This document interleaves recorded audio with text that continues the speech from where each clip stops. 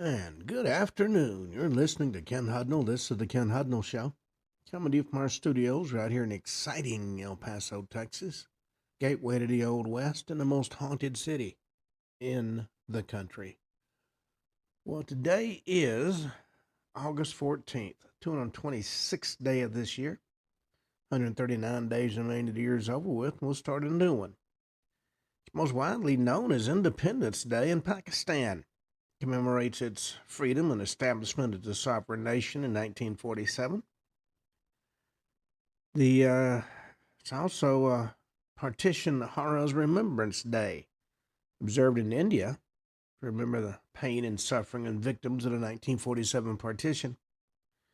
And it's Falklands Day, commemorates the first sighting of the Falkland Islands by John Davis in 1592. Now let's see what stories we have in the news, because we do live in interesting times. There's no question about that. Maybe. Okay. White House exposes a transshipment scam costing the U.S. up to $26 billion. Points the finger at China. Concerns are growing that the foreign exporters are routing goods through third countries to evade U.S. tariffs. That's according to a new White House report released yesterday. As well as China, Panama, Mexico, and Colombia are among those more than 40 countries identified as posing a high transshipment risk. That's together with Brazil and Argentina and Chile and Peru and Costa Rica and the Dominican Republic. Transshipment can involve routing goods to an intermediary country before they enter the U.S. under a different country of origin, potentially qualifying for lower tariffs. There's a 25-page report called the Great Transshipment Scam, produced by the White House Office of Trade and Manufacturing Policy, which is led by Trade Advisor Peter Navarro. According to this report, China offers the most developed historical example of transshipment, following the imposition of Section 301 tariffs on China in 2018. The direct U.S. trade deficit with China fell in 2019 and 2020. Anything to try to get a leg up, it seems to be China's attitude. Well, Angel Reese was smacked in the face by the Suns, Edwards, as a poor shooting night in the Dream win. She missed 10 of her 13 shots Thursday night and was smacked in the face. In the Atlanta Dream's 104-69 victory over the Connecticut Sun, Reese had a run-win with Sun player Aaliyah Edwards in the second quarter. Reese attempted to make a layup while being double-teamed. As she finally got the shot up, Edwards' hand came down right on Reese's face and head area. Edwards fell to the floor behind Reese after the smack, and Reese, who was enraged, turned and stood over Edwards and shouted at her. Just moments later on the sideline, Reese was seen gesturing to indicate Edwards hit her in the neck. On review, Edwards' foul on Reese was upgraded to a flagrant 1. Foul wasn't addressed in the Dream's post-game press conference. Foul wasn't the only tough moment Reese faced on Thursday. Early in the first quarter, Reese had a shot brutally rejected by Sun player Brittany Griner. Griner ended up blocking 2 more of Reese's shots through that game. But Reese returned in favor of the series of blocks and the brutal steal against Griner in the game as the Dream shut off the sequence on social media. And Reese finished the game with 8 points, making just 3 of 13 shots with 2 turnovers. But she did have 15 rebounds, which was her specialty, it seems. Well, gun rights groups capitalize after a judge reverses a decades-old, and my screen just went dark. Reverses a decades-old restrictions. That ruling was called monumental. Gun rights advocates are wasting a little time putting a huge federal court victory into action after a judge struck down decades-old firearm restrictions as unconstitutional. Gun Owners of America and Silencer Shop, a federal firearms licensee covered by the ruling, linked to the sale and transfer of silencers, notified the Trump administration Thursday they plan to begin transferring gun silencers without going through the National Firearms Act registration approval process that has governed such transactions for decades. Just after midnight Thursday, two gun owners walked into a Texas firearms dealer with silencers without first completing the federal registration approval process that has governed such transfers for generations, according to Gun Owners of America. The GOA said Brandon Herrera and Texas State Representative Wes Verdell acquired the suppressors from Silencer Shop in Leander, Texas, and what the gun rights group called the first lawful transfers without National Firearms Act registration since the law was enacted in 1934. First time in 92 years that any gun owner has been able to do this, according to Aiden Johnston, Gun Owners of America's Director of Federal Affairs. Previously, this would have been punished with up to 10 years in federal prison and a $250,000 fine per violation. So this was a big federal law, and they took a really big bite out of it. Representative Anthony Clyde, Republican of Georgia, who attended the midnight transfers and helped write the legislation that set the stage for the ruling, called it literally the greatest Second Amendment win in the history of our country, adding it marked a monumental day for the country and a monumental day for the Second Amendment. Ruling also appears poised to stand without a challenge from the federal government. Clyde said Wednesday he had received confirmation from the Trump administration that the Justice Department would not appeal that decision. So the way the law is enforced is changing.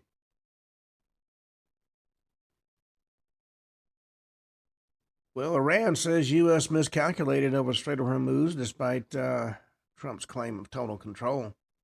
Despite icy relations between the U.S. and Iran over the Strait of Hormuz, oil prices eased slightly overnight. Brent crude, the global benchmark, fell 1.6% from Wednesday morning. 1 week low of 8 vessels passed through the strait on Tuesday, according to Reuters, citing shipping data.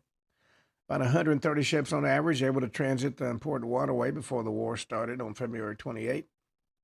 U.S. is continuing to tout the success of its naval blockade on Iran, saying that as of August 12th, 59 ships have been redirected away from Iranian ports.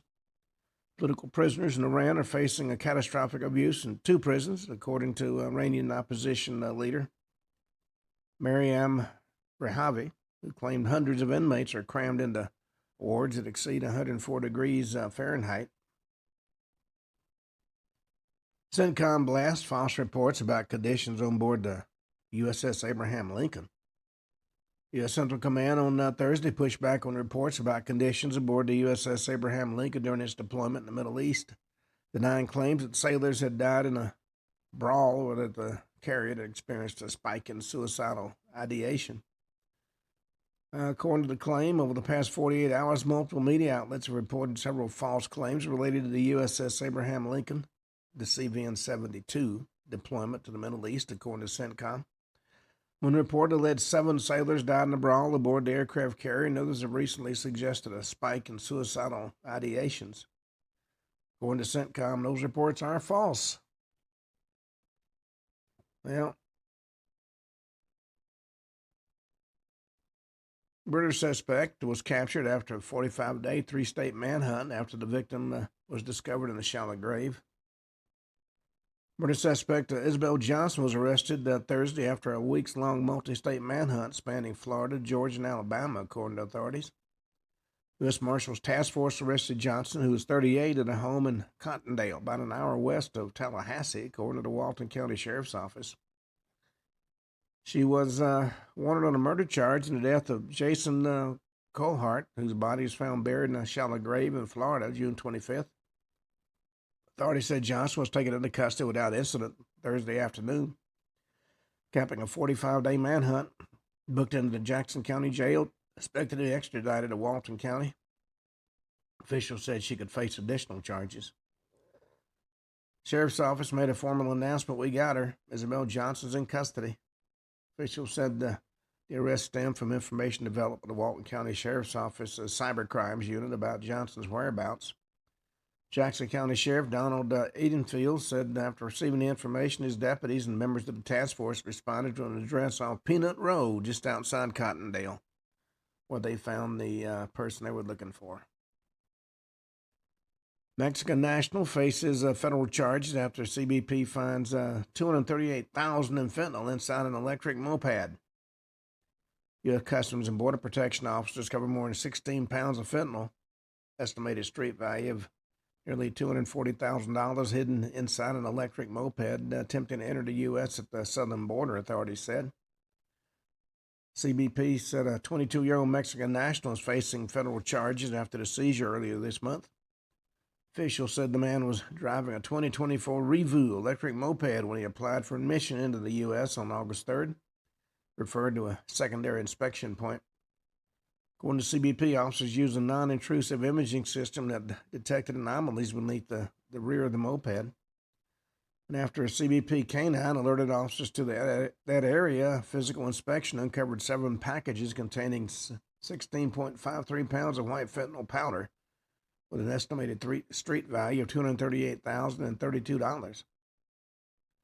According to San Ysidro Port Director Marisa Marin, smugglers are employing innovative tactics to smuggle lethal drugs into the country.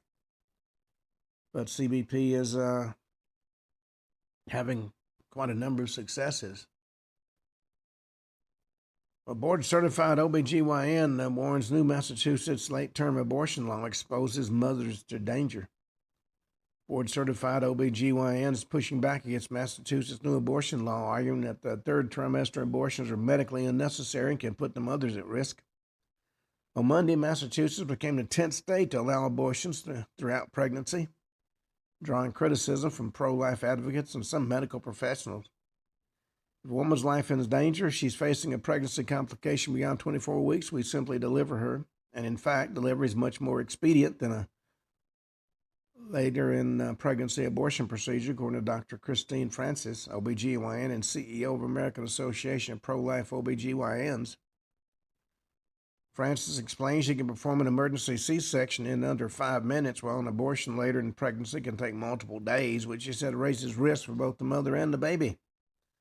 The law, signed by Democratic Governor Maura Healey, gives physicians broader discretion in authorizing abortions later in the pregnancy, while shielding them from legal penalties. Healey said the changes are meant to prevent women from having to travel out of state for abortions later in pregnancy, which she said can complicate their care. And Francis criticized the law, citing concerns about the well-being of both the mother and the child. There's nothing in this law that says that at 39 weeks and 5 days, a woman could not have an abortion. These procedures are risky for the mother. They lead to significant risk of complications, she said, adding that she believes scientific evidence showed fetuses can feel pain much earlier in pregnancy. Well, there seems to be quite a move afoot to kill the babies. Dan Aykroyd details medieval times reality in California while praising life in Canada. Dan Aykroyd praises his Canadian roots while pondering world atrocities that have been recently unearthed podcast. Aykroyd, who's 74, admitted in a resurfaced clip from the Adam Carolla show that he's now going around the world boasting that his Crystal Head vodka was made in Canada, where he was born. Lacey believed to have a stark contrast to life in California. He said, it's great to be living in the Western world, he said, before singing an old blues song with lyrics including, oh, this world's in uproar, things are all going wrong. The way the Reds is cutting up, we ain't going to be here long. The Ghostbusters actor recalled a visit with a friend from Israel who stayed on his farm and once asked, Dan, what's it like to live in a land where there's no war? He said, here I am driving through the bucolic countryside, and we're in Canada, he said. We're driving to the drugstore to get an ice cream, and he says, what's it like to live in a country that doesn't have a war? I thought to myself, boy, do I take things for granted, around this place. After Carolla reminisced on failed promises for the future, Aykroyd insisted there were pockets of the world that are at peace and that there's harmony, Santa Monica, California, harmony, peace, joy by the sea. Well, during my time living in California, I did not find all that peace and harmony. Well, Beach Walk takes a horrifying turn after a woman spots something scattered in the sand.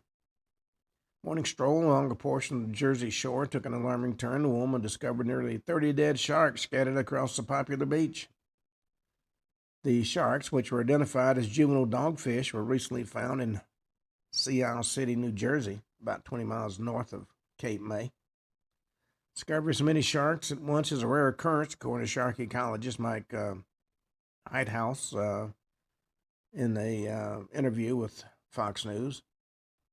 He said this is definitely something that's pretty rare to see that many sharks washed up on the beach. He's the dean of the Florida International University's College of Arts, Sciences, and Education. The beachgoer, Michelle Greenling, told CBS of Philadelphia she found 29 dead sharks between the 29th and 39th Streets along the shore. First couple weren't too surprising, but then I saw 3 and 4 and 5, and I knew something was up. The beachgoer described the sight as definitely concerning. She was concerned about the water. She was concerned about the sharks.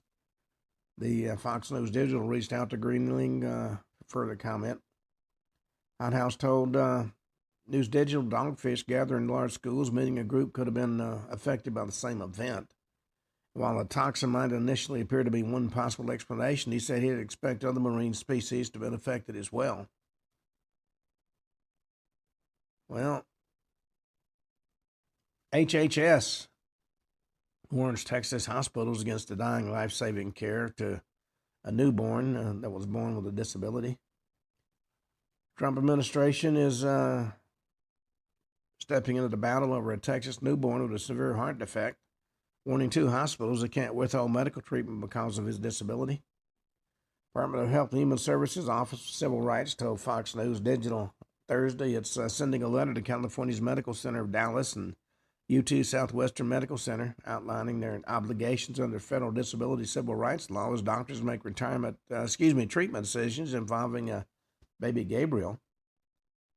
The federal intervention comes after Texas Attorney General Ken Paxton took action to ensure the newborn receives medically necessary care after a dispute that began when his biological parents allegedly asked their surrogate to abort him after he was diagnosed with hypoplastic left heart syndrome.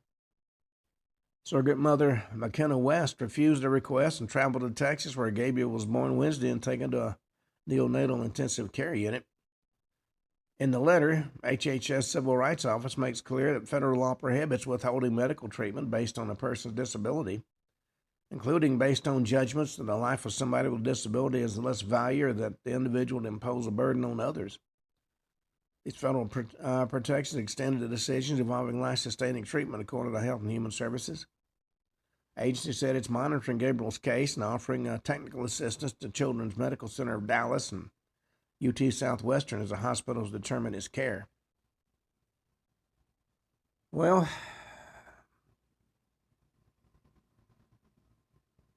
Marco Rubio gets 68 new jobs in an epic White House birthday gift inspired by a viral meme.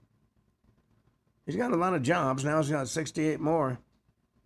White House gave the Secretary of State a gold-framed collage for his 55th birthday featuring dozens of versions of the viral Rubio realizing meme that it's transformed President Trump's top diplomat into everything from an Iranian Ayatollah to an astronaut. At the center of that 68-panel mosaic is the original unaltered photograph of Rubio slumped on the couch in the Oval Office earlier this year, signed by Trump in gold ink with a presidential endorsement, "You're great."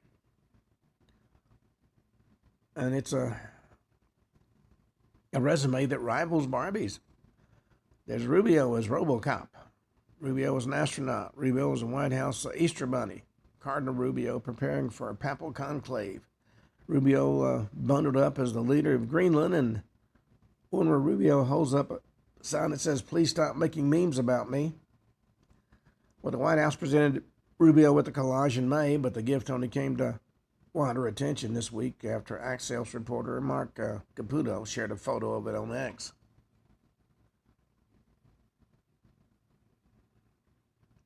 Well, small town's buzzing over the identity of its $1 billion Powerball winner. They said it was like a murder mystery. Small town gas station in Illinois is trying to solve a burning mystery. Who holds Wednesday night's winning $1.04 billion Powerball lottery ticket that was sold in the store? John Marshall, 47, manager of Hy-Vee Gas Fresh and Fast Convenience store in Quincy, Illinois, told Fox News Digital he views the waiting like a murder mystery. It's about 3 o'clock in the morning, got a phone call from the other gas station manager in town. He woke me up and he said, "You sold the winning ticket." And my response was, "Wow."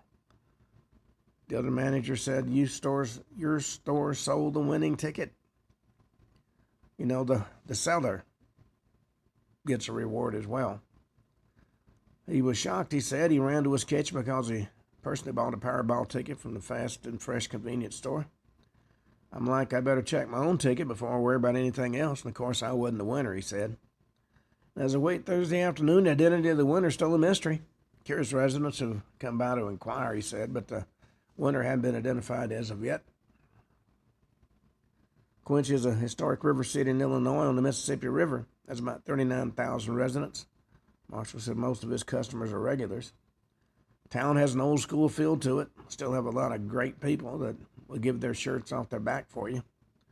And Marshall's store is going to get a $500,000 cash bonus for selling Wednesday's winning ticket, according to Powerball rules. Jackpot's the second largest lottery prize ever won in Illinois and the 8th largest in the game's history. Winning numbers were 4, 26, 66, 67, and 69, with the Powerball being number 9. Unfortunately, I didn't win. If I did, you wouldn't be hearing this show.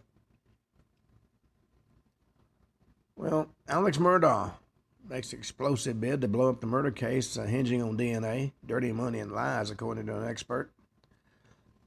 Alex Murdaugh set to return to South Carolina courtroom Friday. His defense presses to toss the murder case and narrow what evidence jurors can hear in a retrial that one former federal prosecutor says comes with a new strategic reality. The defense has played all their cards. The disbarred attorney is scheduled to appear before Circuit Judge Deborah McCaslin, 10 a.m. in Lexington County, for a pretrial hearing ahead of his April 2027 retrial in the killings of his wife Maggie and his son Paul. Unlike Murdaugh's June court appearance, which set a retrial timetable, Friday's hearing follows a flurry of motions from both sides revealing their competing strategies. The disputes range from a defense effort to dismiss the murder indictments outright to battles over whether prosecutors can again introduce evidence of Murdaugh's financial crimes, use testimony he gave during his first trial, and presented evidence to a new jury. Well, on that note, we've come to the end of today's show. End of our news segment in today's show. We're going to be talking about our main topic. You know, the fascinating thing, there's always some new, strange topic to talk about. You know, we've been talking about a lot of historical mysteries. And the one we're going to talk about today is the belief that Jack the Ripper killed more than the main ones that everybody believes he did. There's said to be a lot of forgotten victims. Now, the 1880s were a crucial decade of the late 19th century. It's a time of change, maybe an early indicator of what the next century would offer.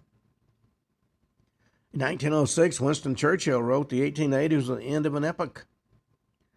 The socialist poet and philosopher and early gay activist Edward Carpenter also made the observation it was a fascinating and enthusiastic period, preparatory, as we see now, to even greater developments in the 20th century. The socialist and anarchist propaganda, the feminist and suffragist upheaval, the huge trade union growth, the Theosophic movement, the new currents in the theatrical, music, and artistic worlds, the torrent even of change in the religious world, all constituted so many streams and headwaters, converging, as it were, into a great river. But the decade followed hot on the heels of what became known as the Long Depression. That was said to be a global recession that lasted from 1873 to 1879, which hit Europe and North America particularly hard.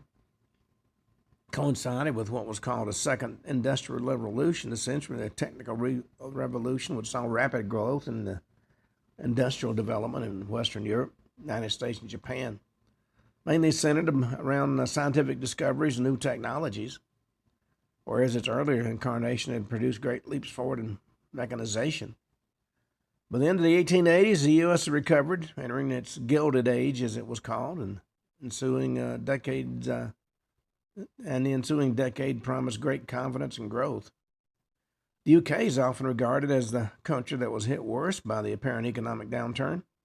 It's been said the long depression lasted well into the 1890s, though it can also be argued this recession wasn't all that it seemed, and it was merely a myth generated by articulate landowners, farmers, and members of the upper class who were affected by a fall in profits and interest rates. Some folks even contend that statistically there was no overall decline. At the time of Queen Victoria's accession to the throne in 1837, the national economy in England was based largely on agriculture.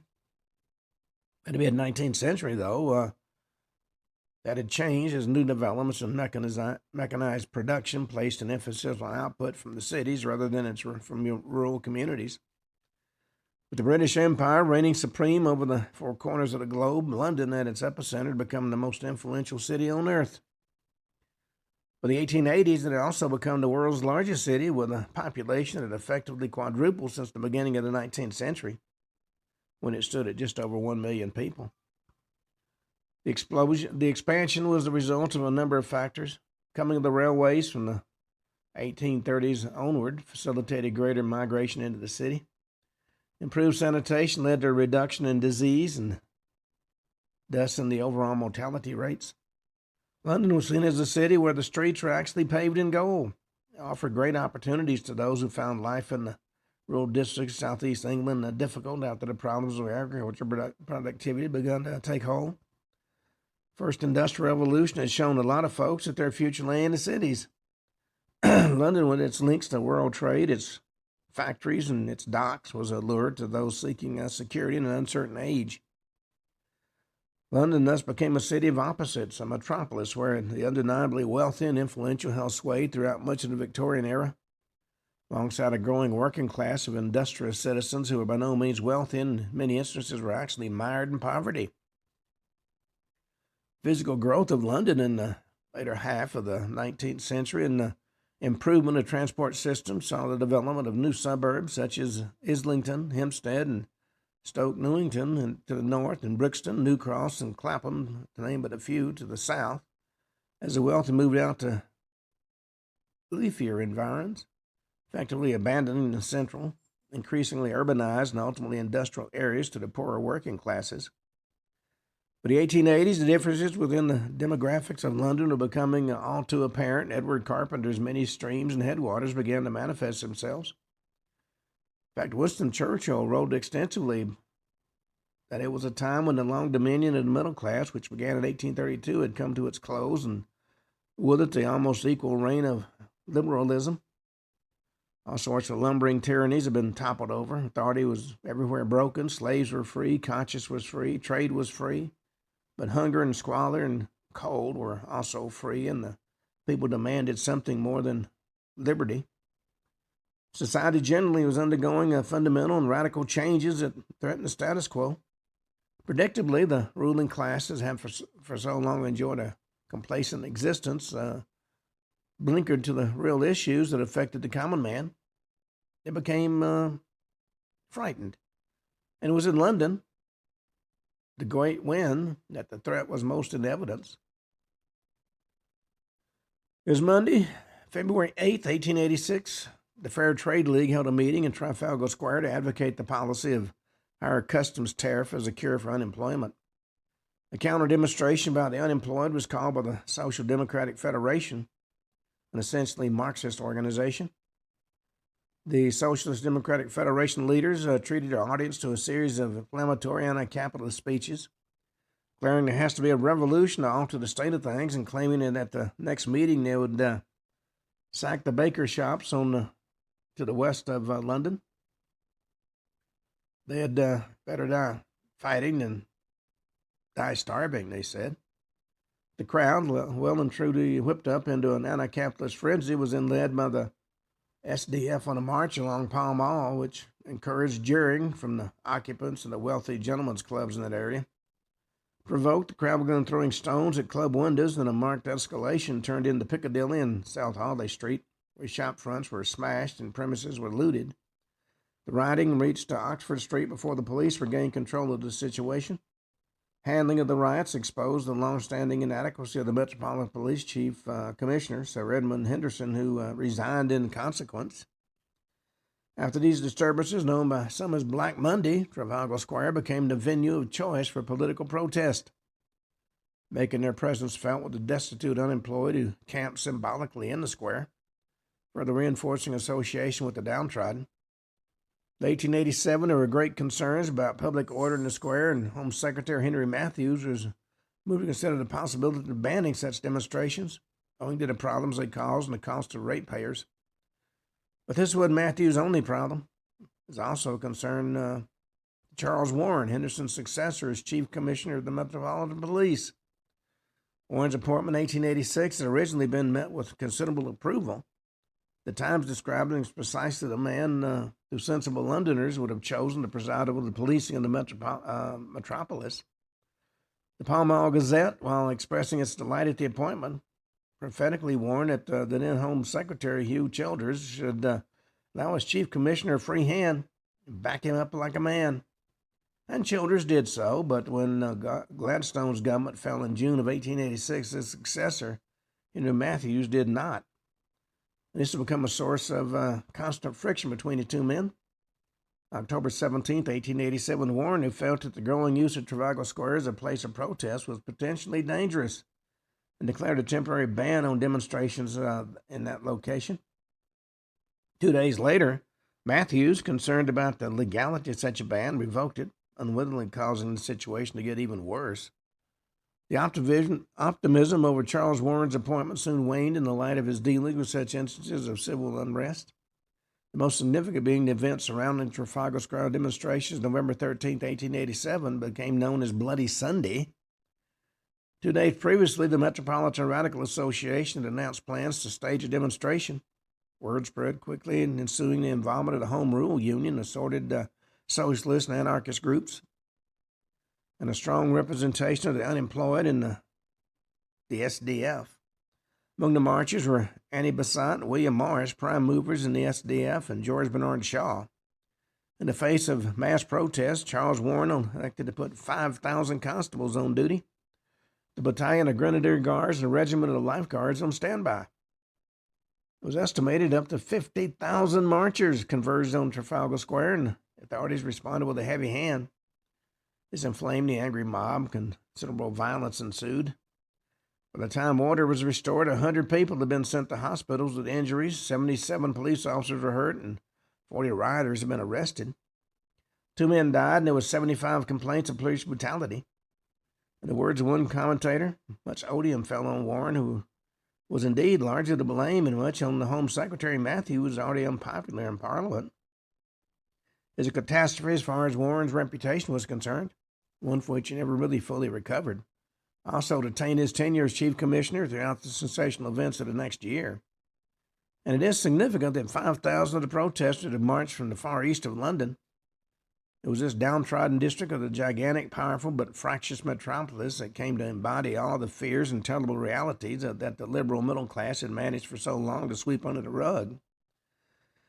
In the words of John Henry Mackay, the East End was a hell of poverty, like an enormous, black, motionless, giant kraken. The poverty of London lies there in lurking silence and encircles with its mighty tentacles the life and wealth of the city and of the West End.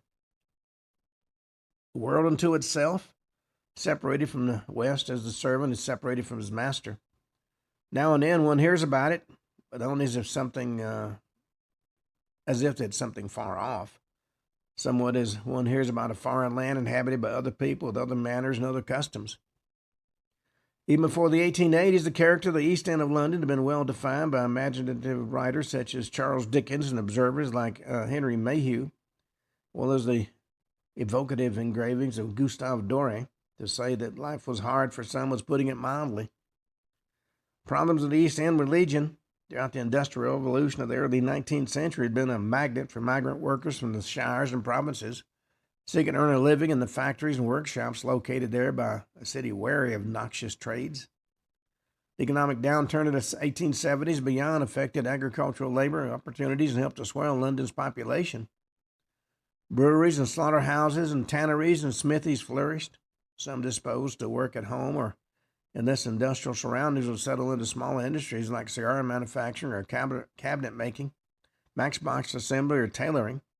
Trades had long been a feature of East End working life. Creation and subsequent growth of London's docks had seen to it that the areas close to the river grew particularly quickly as London became a hub of world trade. And I would say even during the time period when I was in London, I explored the areas that Jack the Ripper had made his home. And even during the time I was there, it was a matchbox waiting on somebody to light the match. It was the coming of the railways that geographically compounded the problems of inner-city life in this part of London. Warehouse walls came to tower over once open streets, casting alleyways and small lanes into a forbidding gloom, while railway lines perched on seemingly endless arches cut a swath through tight-knit neighborhoods. The average population density in London in 1888 was 50 people per acre, but in Whitechapel, it was 176, and in the Bell Lane district of Spitalfields, it was 600 people per acre. With so many people in one place, it's practically impossible for anybody to find work. Sheer number of people, coupled with the ravages of the long-standing recession, led to unemployment. That was a word actually coined in the 1880s, becoming a condition that touched many. It's estimated by 1888 of the 456,877 people in Tower Hamlets, over one-third are living below subsistence levels and 13% face chronic want. Neighborhoods of Whitechapel and Spitalfields became particularly notorious, especially those streets around Commercial Street. A road had been built in the 1850s with the intention of clearing the slums, was extending trade routes from the London docks. It cut through decaying, overcrowded courts and alleys, but the population thus displaced continued to cause problems by resettling close by. Thus, Flower and Dean Streets, Thrall Street, and Dorset Street became synonymous with the worst of London poverty, consisting of overcrowded common lodging houses, which were home to the flotsam and jetsam of the transient poor.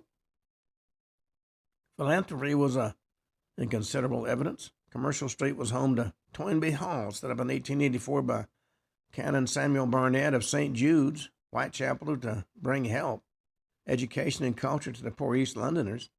His wife, Henrietta, wrote 30 years later of her perception of the conditions faced by many of her husband's flock. She said each chamber was the home to a family who sometimes owed their indescribable furniture, but in most cases the rooms are let out furnished for 8 a night.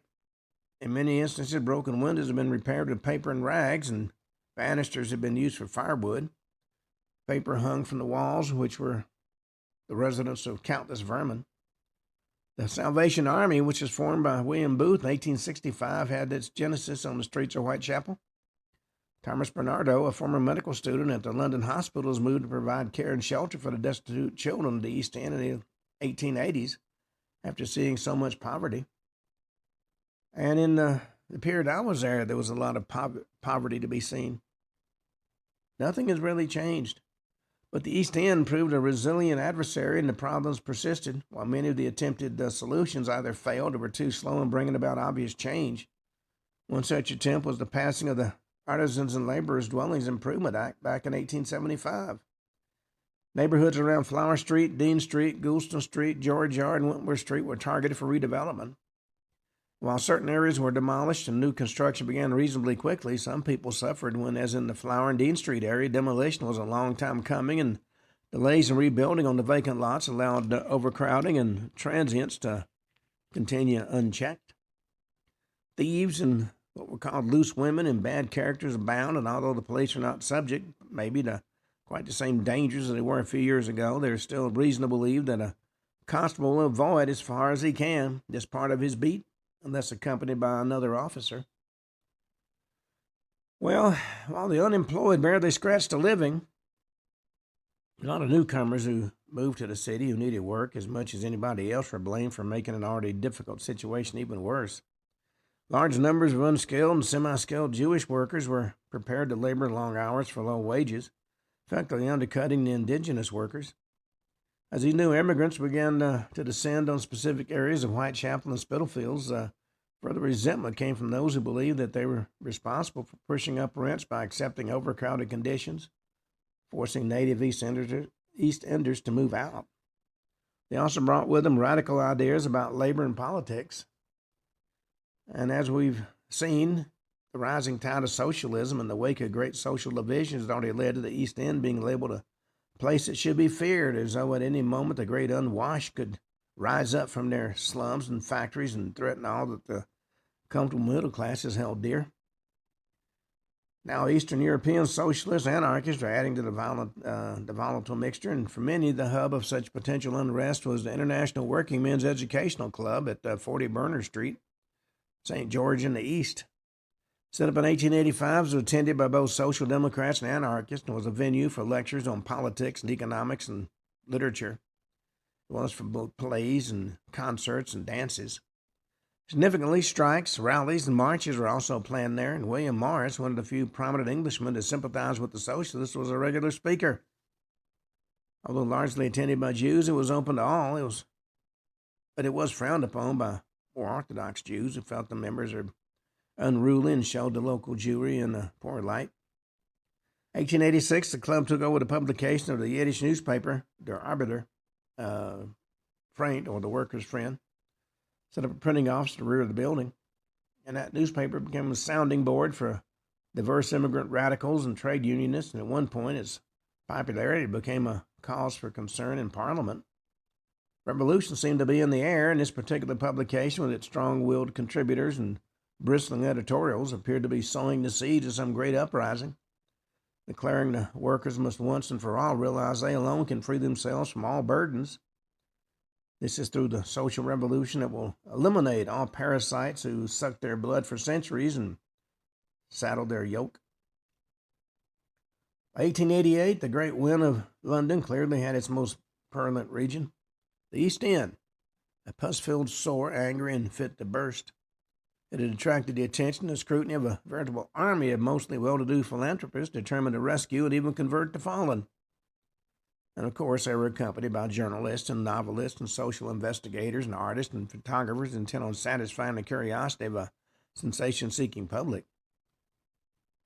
And on top of everything else came the Whitechapel murders, that series of unsolved East End crimes that had become associated with the most mythical figure of all, Jack the Ripper. And it needs scarcely be emphasized that these murders, in terms of their impact and ability to fascinate, are unparalleled in the history of crime. Well over 120 years have passed since they were committed, during which time the enigmatic figure of Jack the Ripper has become the subject of innumerable books and television programs. His development as a figure of London folklore, as a stalker in the fog with his top hat and cloak and black bag, has seen him become the subject of musicals and operas, Hollywood horror movies, video games, novels, comic books, even pop records. Every year, millions of people visit Ripper-themed exhibits at the London Dungeon or Madame Tussauds, going guided walks of the East End streets made famous by the grisly crimes. It's become a fascinating phenomenon. There are a number of reasons it reached the level it's reached, but timing must surely be high on the list. And as we've seen, the political and economic development of the East End of London meant the area is very much on people's minds at exactly the time it become the killing ground for Jack the Ripper. One essential element is the fascination was the targeting of prostitutes. According to an official police report from October 1888, there were 1,200 prostitutes and 62 brothels in Whitechapel, or the so-called H Division of the Metropolitan Police. However, with casual, irregular prostitution a necessity for some, the number of women willing to sell themselves to make ends meet was likely to have been much higher than was estimated. Developments in media and communication technologies meant that news of the crime spread rapidly and in a multitude of ways. Maybe the most important medium was the popular press. For the avid reader in the late Victorian Britain, there were countless publications by way of which the citizens who could read could keep up with the daily or weekly events of the time. And they catered to every requirement, locality, and political tendency, and helped by an increase in literacy levels. There was which led to a growing leadership. Some, like the Times, the Daily Telegraph, and others, took a sober view of events, offering in-depth and, you'd hope, reliable reporting. Others, such as the Illustrated Police News and the Penny Illustrated paper, offered their readers handsome engravings depicting often sensational events. A small number of newspapers, though, chose to use their popularity to further social and often political causes. By the autumn of 1888, two papers in particular, the Pall Mall Gazette and the Star, had become the firebrands of what would become called the New Journalism, and they helped to inflate the Whitechapel murders into an often extravagant narrative of shock and horror. They shook their fist at the perceived inadequacy of public figures like Charles Warren and Henry Matthews and effectively used the murders as a stick with which to beat the authorities or as a lever to institute change. For the New Journalism, the Whitechapel murders were as much to do with politics as with crime, and newspapers around the world quickly sat up and took notice. It may be reasonable to argue that had the Whitechapel murders taken place in any other decade in the 19th century, they wouldn't have gained the profile they did, profile that still remains high to this day. They happened at precisely the time the East End had become to embody London's fears of the unemployed, the socialist, the anarchist, the homeless, the foreigner, and the violent criminal. And Jack the Ripper rolled all these anxieties into a unique, terrifying, and unignorable bundle, the so-called nemesis of neglect, as it was called. Viewing the murders from alternative universes with events dictated by alternative timelines, we could say if they had occurred much earlier, the media sensation would have been considerably muted, and maybe the murders of Jack the Ripper would be a mere footnote in the annals of crime. And if they'd been committed later, advances in communication or detection might well have seen the murderer apprehended. Well, there'd be fewer books, television, documentaries, and movies. Certainly no souvenirs or ephemera, although Jack the Ripper would still probably have a place in the Chamber of Horror waxworks, although under his real name. The permutations are numerous, but what happened in a certain way, and the legacy is a powerful one. The political zeitgeist of the late 1880s therefore goes a long way to explain why the Whitechapel murders exerted such a strong hold over the world at the time. Not only embodied the elements of a true crime mystery, but also touched on politics, sociology, popular psychology, and the mass media in a way that no other series of murders had done before. But it's the prevailing mystery that explains the continual fascination. The big question, of course, being who was Jack the Ripper? And it's a question that many have attempted to answer over the years, creating a self-perpetuating industry of sorts, because that mystery has never been solved to the satisfaction of all concerned. Jack the Ripper has been left open to manipulation because the identity is unknown. It can be molded and reconstructed and even deconstructed to fit whatever one wants it to be. Well, the popular image of Jack the Ripper is a tall gentleman with a top hat, long cloak, glinting knife, and a Gladstone bag walking through the narrow, foggy alleyways of Whitechapel. This is the image that was seized upon by the movie industry of the late 20th century, which appears on so much Ripper ephemera, from souvenirs bought at London tourist attractions to the mural on the interior of the Whitechapel High Street branch of Burger King. I actually got a chance to see that. And this is what makes him endure. He's become a supervillain. His very silhouette is immediately recognizable as that of Sherlock Holmes, Batman, or even James Bond. Over the years, this has even led some to believe that Jack the Ripper didn't exist, but was merely the product of Victorian Gothic novelists like Edgar Allan Poe or Sheridan Le Fanu. But the question becomes, did Jack the Ripper exist? Can we prove that each of the infamous Whitechapel murders are committed by the same hand? The name Jack the Ripper was first seen on a letter purporting to come from the killer, which was sent to the Central News Agency in September of 1888. The authenticity of this letter has long been debated, with many, not least the investigators of the day, believing it was a journalistic hoax. But from the moment the sobriquet was published, the unknown killer was given a name, a lasting, convenient label with which to define the indefinite, give it shape and perhaps meaning. To reach any conclusion as to the common authorship of these crimes, you have to look at the victims themselves, women of whom we've never heard, had it not been for the fact they were murdered by the same person or persons whose name or names we now probably will never know. And therein lies a conundrum. Who exactly was murdered by the serial killer that we call Jack the Ripper? And if you're going to be honest, it's difficult to say. For those less conversant with the events that we call the Whitechapel murders, there were only 5 victims, sometimes known as the canonical 5. Mary Ann Nichols, Annie Chapman, Elizabeth Stride, Catherine Eddowes, and Mary Jane Kelly. In 1891, Chief Inspector Donald Swanson wrote a list defining the Whitechapel murders. He said it was Emma Smith, Martha Tabram, Mary Ann Nichols, Annie Chapman, Elizabeth Stride, Catherine Eddowes, Mary Jane Kelly, Alice Mackenzie, and Frances Coles. And there was one alleged attempted murder, Annie Farmer, and Rose Milet, alias Kathleen Milet, alias Davies. Considering Swanson had at one time overall responsibility for overseeing the Whitechapel murders investigation in the absence of Assistant Commissioner Robert Anderson, the list is unsurprisingly a full one. These are the Whitechapel murders that were perceived at a time when Mary Ann Nichols was considered to be the third in the series. But Swanson makes no distinction as to which murder he feels were by a common hand. The origins of a canon of 5 can be seen early on in a report written by Dr. Thomas Bond, November 10, 1888. He had just completed the postmortem of victim Mary Jane Kelly, who had also been furnished with notes from the autopsies of the previous victims. His report outlines the killer's modus operandi and significantly puts forward a hypothesis about the type of person the killer was. But in doing so, he referred to only 5 murders: Nichols, Chapman, Stride, Eddowes, and Kelly, adding that all 5 murders were no doubt committed by the same hand. By ignoring Emma Smith and Martha Tabram, Bond appears to discount them, but that may not be necessarily the case. Maybe he wasn't acquainted with the notes regarding these particular crimes, or maybe he felt that those 5 warranted special attention on account of the similarities he had seen. However, following the murder of Alice Mackenzie, July 17, 1889, Bond stated, "I am of the opinion that the murder was performed by the same person who committed the former series of Whitechapel murders." However, he appeared to stand alone in his judgment, at least at that time.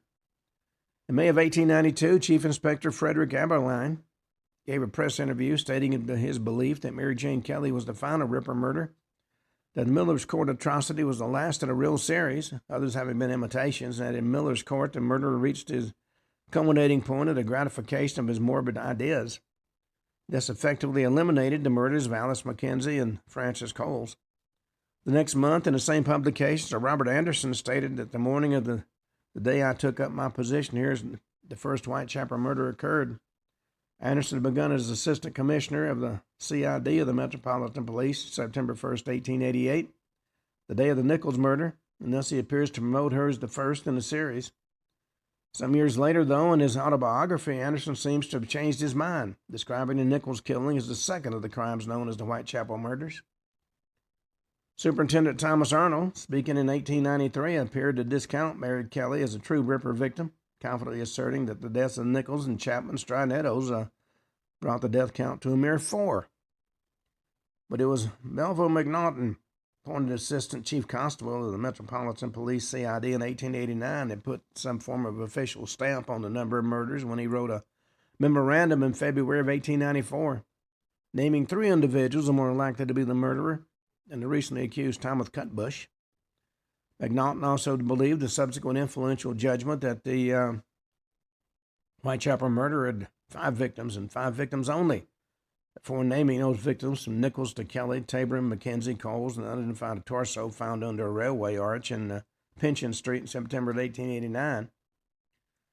And Smith wasn't mentioned at all. Bearing in mind McNaughton's notes were not for public consumption until they were discovered, it was common for studies of the Ripper crimes to include Martha Tabram. So influential was the memorandum upon its release that some researchers chosen to call the canonical 5 the McNaughton 5 instead. One final example of early victimology among those who were in a position to be well informed comes from Detective Inspector Edmund Reed, who at the beginning of the crimes was the divisional inspector for H Division, that covered Whitechapel. Being joined by Frederick Eberline after the Bucks Row murder, 1910, he stated there were 9 murders said to have been committed by Jack the Ripper.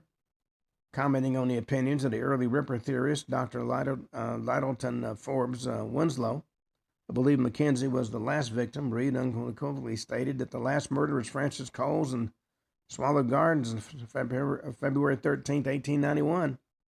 Much has been said and written which is not true about certain mutilations being having characterized these murders.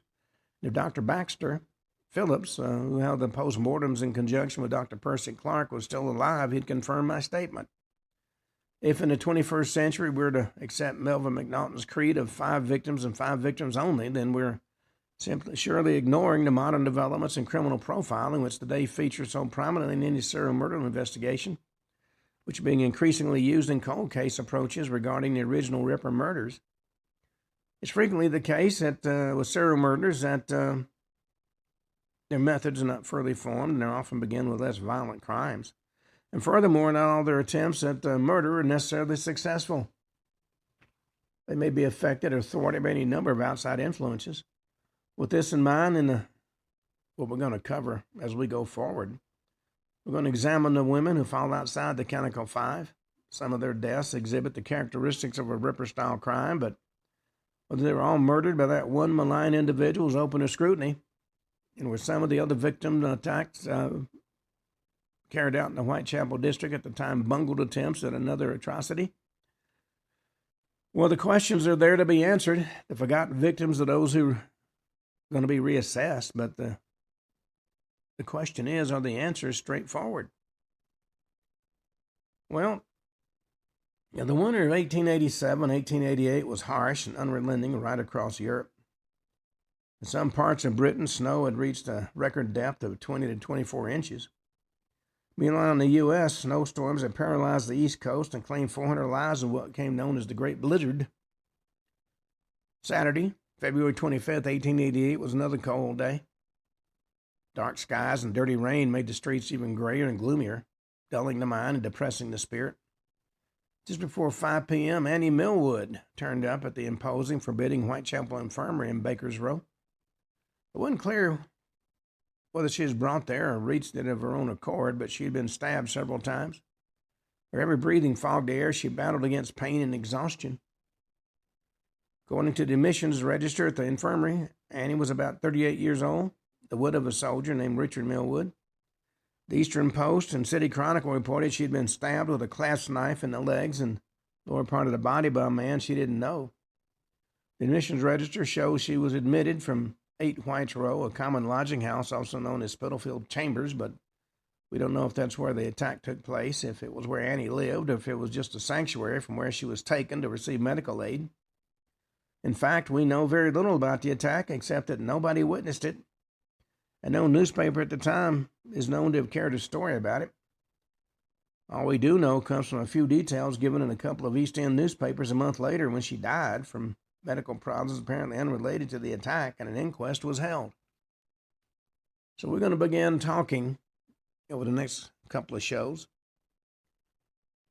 about other victims of Jack the Ripper that history has tended to ignore. But since we've run out of time for today, and it is Friday, we'll be back Monday and talk more about some of the other victims of Jack the Ripper that history has ignored. Until then, this is Ken Hudnall for the Ken Hudnall Show saying have a truly great weekend.